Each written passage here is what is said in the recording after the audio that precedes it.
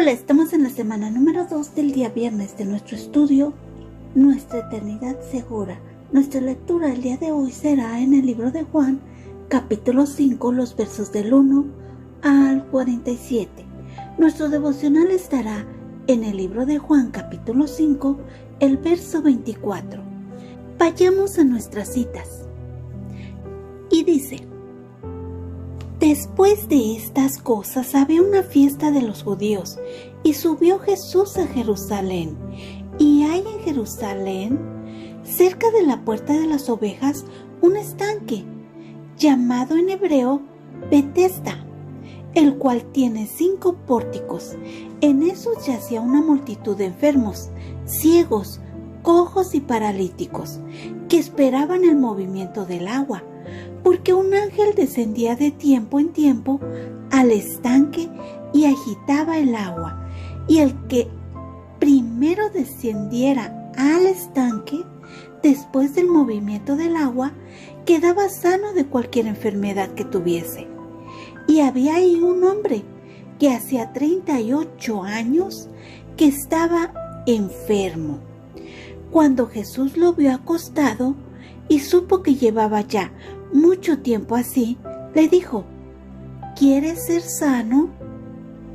Señor, le respondió el enfermo, no tengo quien me meta en el estanque cuando se agita el agua, y entre tanto que yo voy, otro desciende antes que yo. Jesús le dijo: levántate, toma tu lecho y anda. Y al instante aquel hombre fue sanado, y tomó su lecho y anduvo. Y era el día de reposo aquel día. Entonces los judíos dijeron a aquel que había sido sanado: es día de reposo, no te es lícito llevar tu lecho. Él les respondió: el que me sanó, él mismo me dijo: toma tu lecho y anda. Entonces le preguntaron: ¿quién es el que te dijo: toma tu lecho y anda? Y el que había sido sanado no sabía quién fuese, porque Jesús se había apartado de la gente que estaba en aquel lugar. Después le halló Jesús en el templo y le dijo: mira, has sido sanado, no peques más, para que no te venga alguna cosa peor. El hombre se fue y dio aviso a los judíos que Jesús era el que le había sanado, y por esta causa los judíos perseguían a Jesús y procuraban matarle, porque hacía estas cosas en el día de reposo. Y Jesús le respondió: mi Padre hasta ahora trabaja, y yo trabajo. Por esto los judíos aún más procuraban matarle, porque no solo quebrantaba el día de reposo, sino que también decía que Dios era su propio Padre, haciéndose igual a Dios. Respondió entonces Jesús y les dijo: de cierto os digo, no puede el Hijo hacer nada por sí mismo, sino lo que ve hacer al Padre, porque todo lo que el Padre hace, también lo hace el Hijo igualmente. Porque el Padre ama al Hijo y le muestra todas las cosas que Él hace, y mayores obras que éstas le mostrará, de modo que vosotros os maravilléis. Porque como el Padre levanta a los muertos y les da vida, así también el Hijo a los que quiere da vida. Porque el Padre a nadie juzga, sino que todo el juicio dio al Hijo, para que todos honren al Hijo como honran al Padre. El que no honra al Hijo, no honra al Padre que le envió. De cierto os digo, el que oye mi palabra y cree al que me envió, tiene vida eterna, y no vendrá a condenación, mas ha pasado de muerte a vida. De cierto os digo, viene la hora y ahora es cuando los muertos oirán la voz del Hijo de Dios, y los que la oyeren vivirán, porque como el Padre tiene vida en sí mismo, así también ha dado al Hijo el tener vida en sí mismo, y también le dio autoridad de hacer juicio por cuanto es el Hijo del Hombre. ¿No os maravilléis de esto? Porque vendrá hora cuando todos los que están en los sepulcros oirán su voz, y los que hicieron lo bueno saldrán a resurrección de vida, mas los que hicieron lo malo a resurrección de condenación. No puedo yo hacer nada por mí mismo. Según oigo, así juzgo, y mi juicio es justo, porque no busco mi voluntad, sino la voluntad del que me envió, la del Padre. Si yo doy testimonio acerca de mí mismo, mi testimonio no es verdadero. Otro es el que da testimonio acerca de mí, y sé que el testimonio que da de mí es verdadero. Vosotros enviasteis mensajeros a Juan, y él le dio testimonio de la verdad, pero yo no recibo testimonio de hombre alguno, mas digo esto para que vosotros seáis salvos. Él era antorcha que ardía y alumbraba, y vosotros quisisteis regocijaros por un tiempo en su luz. Mas yo tengo mayor testimonio que el de Juan, porque las obras que el Padre me dio para que cumpliese, las mismas obras que yo hago, dan testimonio de mí, que el Padre me ha enviado. También el Padre que me envió ha dado testimonio de mí. Nunca habéis oído su voz, ni habéis visto su aspecto, ni tenéis su palabra morando en vosotros, porque a quien Él envió, vosotros no creéis. Escudriñad las Escrituras, porque a vosotros os parece que en ellas tenéis la vida eterna, y ellos son las que dan testimonio de mí. Y no queréis venir a mí para que tengáis vida. Gloria de los hombres no recibo, mas yo os conozco que no tenéis amor de Dios en vosotros. Yo he venido en nombre de mi Padre, y no me recibís. Si otro viniere en su propio nombre, a ese recibiréis. ¿Cómo podéis vosotros creer? Pues recibís gloria los unos de los otros, y no buscáis la gloria que viene del Dios único. No penséis que yo voy a acusarlos delante del Padre. Hay quien os acusa, Moisés, en quien tenéis vuestra esperanza, porque si creyeseis a Moisés, me creyereis a mí, porque de mí escribió él. Pero si no creéis a sus escritos, ¿cómo creeréis a mis palabras? Amén. Palabras claves. De cierto, el que oye mi palabra, cree vida eterna, condenación. El capítulo de hoy está dividido en 3 indicaciones. En los versos del 1 al 18, observamos que el verso 1 nos informa que había una fiesta de los judíos. El libro de Juan es especial en esto.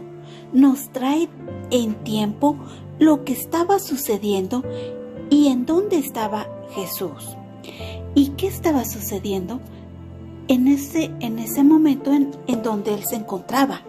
También podemos aprender de las tradiciones de Israel. Estas fiestas son indicativo para poder comprender las Escrituras y en especial el libro de Juan. A través de este estudio veremos unas tradiciones más. Los israelitas celebraban 3 fiestas importantes de las 8 fiestas que fueron establecidas en el libro de Levíticos 23. Estas fiestas eran una de las 3, donde tienen que subir a Jerusalén. En el verso número 2 observamos que cerca de las ovejas se encontraba un estanque que tenía 5 pórticos, 5 lugares, 5 espacios. Y bueno, como en estudios anteriores, los israelitas consideran el número 5 como algo incompleto, algo que le falta, como a la mujer samaritana. Este lugar, el estanque, se llamaba Bet-Gesed, que significa en hebreo la casa de la gracia de Dios. La palabra Gesed significa aquello que Dios provee. Bet-Gesed en hebreo o Betesda en español. En el verso 3 nos informa que se encontraban muchas personas enfermas con diferentes deshabilidades. Observamos que todas estas personas necesitaban ser sanadas y que todas estaban enfermas de diferentes formas. Necesitaban ser restauradas. Todas esperaban ser la primera para llegar al estanque cuando se moviera el agua. En el verso número 4 nos explica que esperaban todas. Esperaban por el ángel, que era el que se encargaba de mover esta agua. Y dice aquí que lo hacía de tiempo en tiempo, así que era por temporadas, que solo una persona podía sanarse cuando el ángel moviera el agua. En los versos del 5 al 13 observamos a un hombre. Este hombre era paralítico. Este hombre tenía 38 años de ser paralítico, de estar enfermo. Estaba ahí por mucho tiempo. No tenía nadie que lo arrimara cuando se movía el agua, así que todos llegaban antes que él. Observamos los obstáculos que veía este hombre. También observamos lo que Jesús le dijo. Él le ofreció ser sanado. Lo instruye, lo lleva por el camino. Le dice, levántate. Es acción de fe. Toma tu lecho. Es trabajo. Y anda. Es instrucción.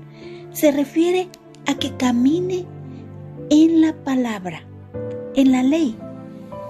Observamos que este hombre fue sanado. También observamos un indicativo de que aquel día era un día de reposo, era sábado, lo cual en los siguientes o en los últimos versos veremos qué causó esto. En los versos del 10 al 13 observamos que los judíos cuestionaron al hombre, y esto era porque él llevaba su lecho y esto era un indicativo de trabajo. Ellos no se preocuparon porque él tuviera 38 años sin poderse mover. Ellos no se preocuparon por esa condición que él tenía, solo porque él iba cargando esa cama y para ellos representaba lícito, de acuerdo a las recomendaciones de los ancianos religiosos. Observamos que esto fue un motivo para seguir a Jesús. Un conflicto o un problema. Los líderes religiosos observaron que lo que hizo Jesús también era lícito. Jesús sanó en sábado, pero Él es el Hijo de Dios. Es Dios. No hay nada que se lo impida. Él tiene la potestad, la autoridad. Jesús, cuando vino, retomó la ley y predicó la ley y no la recomendación de los ancianos líderes. Estos líderes religiosos, observamos que el hombre se justificó y les dijo quién lo había sanado, quién le había dicho que tomara su lecho y caminara. Observamos que ellos pusieron sus ojos en Jesús y lo persiguieron. Querían matarle ¿por qué hacía estas cosas? Recordemos que estos líderes religiosos sobrepusieron la ley sobre las recomendaciones de los ancianos religiosos, y estas eran las que seguían. Si ellos hubieran reconocido bien la ley, hubieran sabido quién era Jesús. Por otro lado, era sábado, pero Jesús no estaba haciendo negocios. Él solo hacía lo que su Padre hacía. También observamos gracia por parte de Jesús. Esta gracia hacia el Señor no se trataba de lo que hizo el Señor, sino para que este hombre fuera restaurado. Segundo indicativo, observamos la autoridad del Hijo de Dios. En los versos del 19 al 29, observamos cómo Jesús se refiere o habla acerca de su Padre, glorificando al Padre, mostrando esta comunión mutua, este amor, este conocimiento. La Biblia dice: yo en ellos y tú en mí, para que sean perfectos en unidad, para que el mundo conozca que tú me enviaste y que los has amado. Juan 17:23.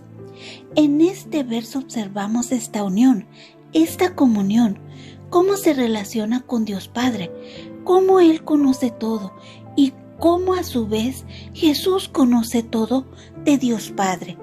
Y esta actividad, observamos que en el principio de la creación, dice: en el principio era el Verbo, y el Verbo era con Dios, y el Verbo era Dios. Juan 1:1. También observamos que lo que Dios hace, Dios Hijo sabe, y lo que Dios Hijo hace, Dios Padre sabe, porque Dios Padre le dio toda la autoridad al Hijo. La Biblia nos dice: todas las cosas me han sido entregadas por mi Padre, y nadie conoce al Hijo sino el Padre, ni nadie conoce al Padre sino el Hijo, y aquel a quien el Hijo se lo quiere revelar. Mateo 11:27. Observamos cómo el Hijo de Dios hace los planes de Dios Padre.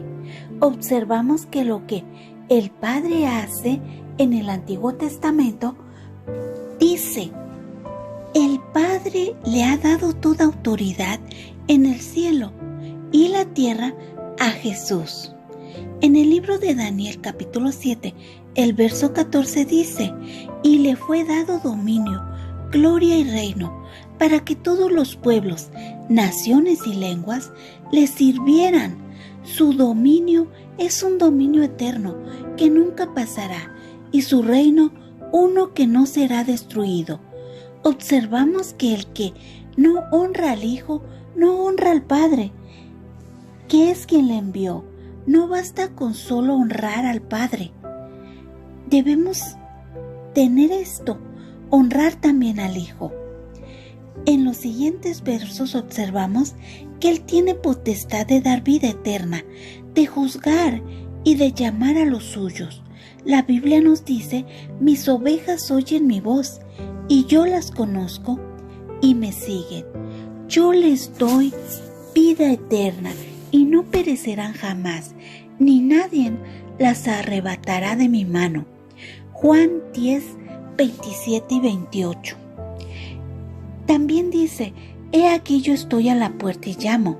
Si alguno oye mi voz y abre la puerta, entraré a él y cenaré con él y él conmigo. Apocalipsis 3:20. En los versos del 30 al 47, observamos que Jesús hace la voluntad del Padre y juzga como vio, y su juicio es verdadero. Observamos que trae testimonio del Padre, y ese testimonio es verdadero, que el Padre lo envió, así que viene a llevar a cabo los planes del Padre, y da testimonio de Dios. Trae testimonio de arriba. Si rechazas el testimonio de Jesús, rechazas al Padre. La Biblia dice: todo aquel que niegue al Hijo tampoco tiene al Padre. El que confiese al Hijo, tiene también al Padre. Juan 2, 23 y 24. Hoy el estudio me hace reflexionar en la gracia de Dios, en esa gracia y restauración que su Hijo Jesús impartió en Bet-Hesed, en esta misericordia y amor por esta persona que estaba enferma por más de 38 años, mostrando esa compasión por este hombre.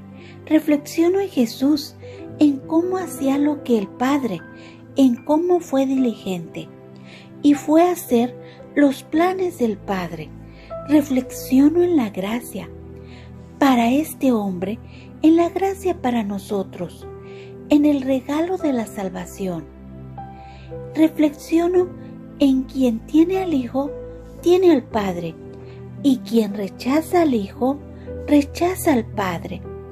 ¿Estamos valorando la gracia que nos ha dado Dios? ¿Estamos valorando la salvación a través de su Hijo Jesucristo? Oremos. Amado Padre eterno, gracias por tu palabra hoy. Gracias, Padre, por este lugar simbólico, pero importante, donde tu gracia alcanzaba al desvalido. Gracias por mostrarnos que como ellos, nosotros también venimos a ti, desvalidos, necesitados de esta gracia.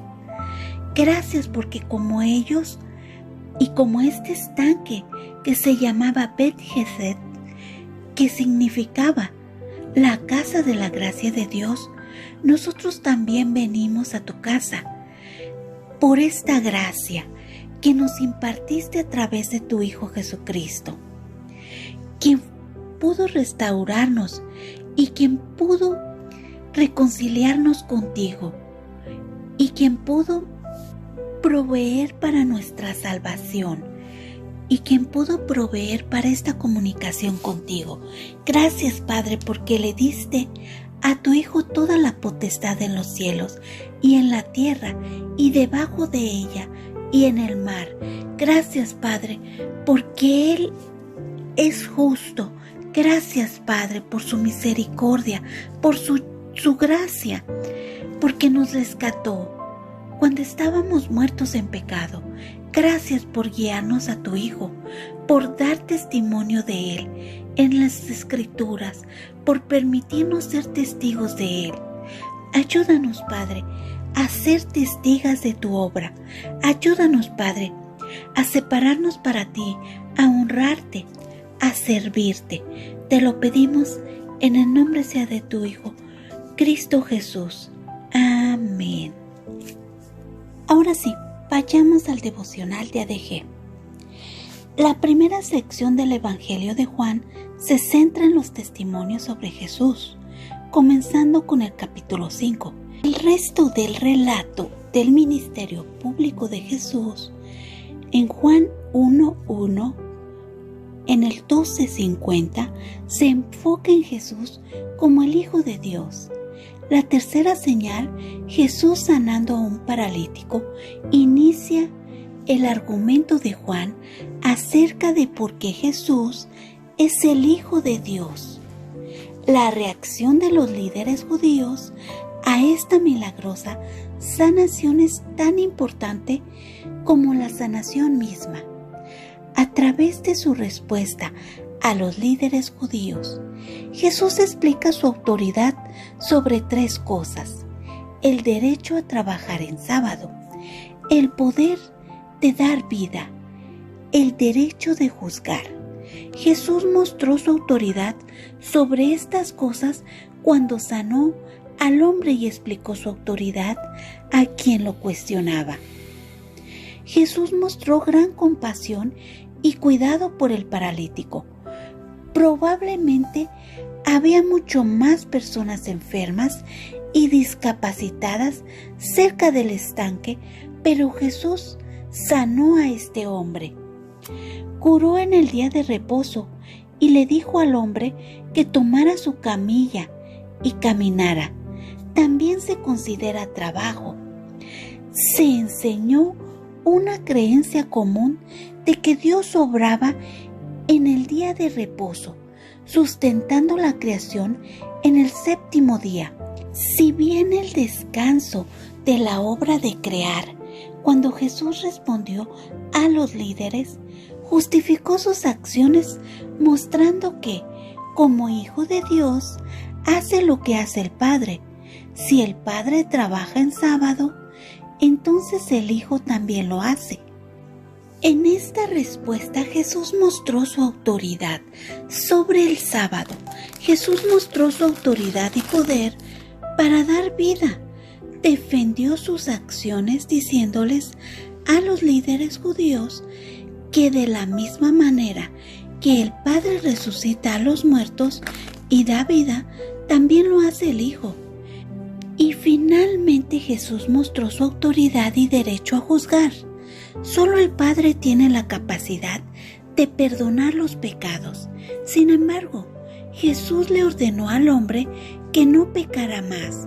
Jesús afirmó frente a los líderes religiosos que él como Hijo tiene la misma autoridad para juzgar que el Padre. Y de hecho, el Padre ha asignado todo el juicio al Hijo. En todas estas cosas, Jesús mostró que Él es el Hijo de Dios y el único camino a la vida eterna. No solo afirmó tener autoridad sobre el día de reposo, la vida y el juicio, sino también dio pruebas de ello. Jesús entonces dice que cualquiera que cree en sus afirmaciones tendrá vida eterna. ¡Qué regalo! Todo lo que tenemos que hacer es creer que Jesús es quien dice ser y aceptar su regalo gratuito de salvación, poniendo nuestra completa confianza en Él. Amén. Gracias, Dios los bendiga.